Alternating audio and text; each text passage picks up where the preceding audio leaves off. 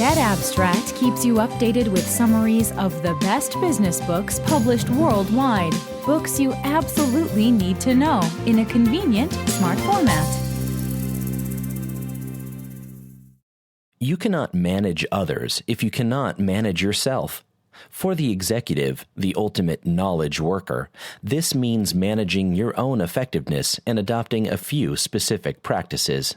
First, focus on what needs doing. Often this may differ from what you want to do. Tend to only 1 or 2 tasks at any given time. Delegate the others. Make sure your actions benefit your organization.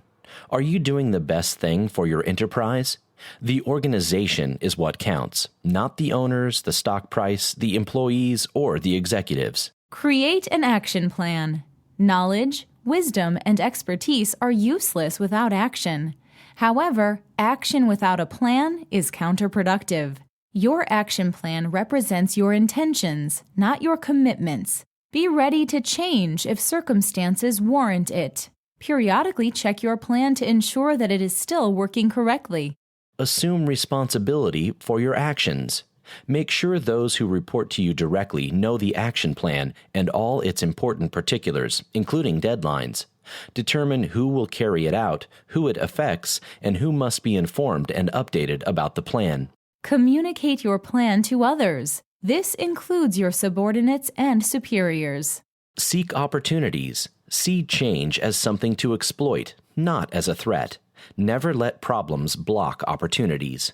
Make your meetings productive. Meetings are either very useful or giant time wasters. No in-between exists. Having fruitful meetings requires self-discipline. End them as soon as you accomplish your objectives. And finally, orient your thinking to we, not I. What is important to you isn't really relevant. What matters most is what is valuable for the organization. Executives can be brilliant, imaginative, and informed, and yet still ineffective. Effective executives are systematic. They work hard in the right areas, and their results define them. They are knowledge workers who help the organization achieve its goals. They look beyond mere management tasks and try to perceive important trends that will affect their organizations. Unfortunately, executives' positions of authority actually conspire against their personal effectiveness due to several factors, such as time constraints, organizational silos, and insularity. This means that as they advance within organizations, many executives lose touch with the outside world. Their effectiveness suffers as they begin to focus more on computer-generated data about operations and less on actual marketplace realities. All executives face such occupational hazards. Fortunately, you can learn to become more effective despite the obstacles by developing these 5 habits. First habit: be aware of time constraints. Keep track of your time, manage your time, and consolidate your time. Write down how long each task takes. Then use this log as a guide to delegate certain chores and activities.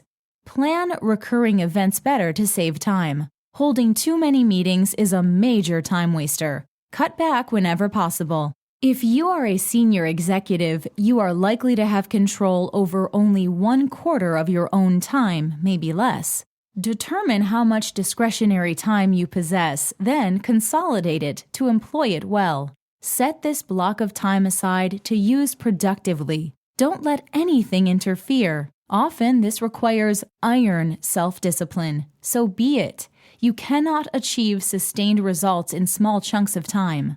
Second habit: ask, what can I contribute? Do you worry too much about your employees' daily activities and not enough about what results they achieve? An effective sales manager is not someone who runs the sales department, but someone who makes sure the company's products get sold. An effective accountant doesn't just balance the books. Instead, he or she supplies the financial information needed to ensure that the company operates profitably. Focus less on your individual effort. Concentrate instead on the real core contributions you can make to the organization. Third habit: leverage your strengths. Strength is an asset. This is true regarding your strong points, your abilities, expertise, knowledge, and personality, and those of your coworkers. The effective executive always builds on his or her strengths and on others' strengths as well. This starts with staffing decisions. When hiring, do not try to avoid weaknesses. Instead, maximize strengths. Do not ask, will this person work well with me? Rather, focus on the contributions that the person could make to the organization. Fourth habit, prioritize. Instead of multitasking, work smartly and quickly on one job at a time. This does not mean working in a hurried dither. It means concentrating and working steadily on the task at hand. Involve yourself and your team in productive pursuits. If an activity is unproductive, drop it. This takes courage. Aim high in your goals. Focus on the future. Always allow a margin of work time for the unexpected to occur. It definitely will. Fifth habit, assess what kind of decisions a particular situation demands. For example, production problems recur continuously, so you can deal with them by using decisions and actions that worked well in the past. However, a massive power failure is a hugely atypical event. Resolving it demands special decision-making, not the application of proven rules. Being able to distinguish generic situations from extraordinary ones is the core of effective executive decision-making. As an executive and a knowledge worker, you represent a highly valuable, indeed indispensable resource. If you are effective, your organization can be productive and make important contributions to the general good. Purposeful, efficient organizations can serve as useful tools to make life better for all. This is an enlightened and noble purpose. Thus, you are an integral element of the system that moves society forward. Fortunately, any executive can learn to be an even more effective professional. It's a matter of habit. As an author and an intellectual, the late Peter Drucker was a true business sage.